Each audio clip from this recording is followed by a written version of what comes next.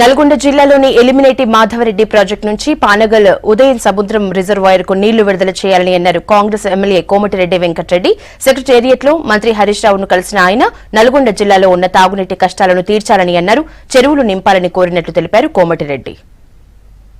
నల్గొండ జిల్లాలో పరిస్థితి ఏ విధంగా ఉన్నదంటే తాగడానికి మంచినీళ్ళు లేని పరిస్థితి. అది కూడా గతంలో 50 సంవత్సరాలుగా నార్సర్ లెఫ్ట్ కెనాలు 15 సంవత్సరాలుగా ఏఎంఆర్పి ప్రాజెక్టు ఎప్పుడు కూడా సాగునీటితో పాటు తాగునీరు 2 పంటల నీళ్ళు ఇచ్చేవాళ్ళం.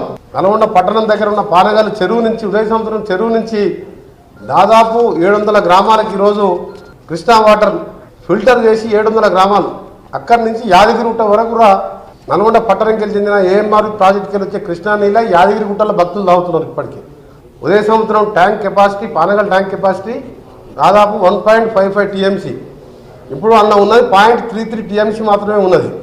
అంటే ఇంకా వారం రోజుల కంటే ఎక్కువ నీళ్ళు రావు.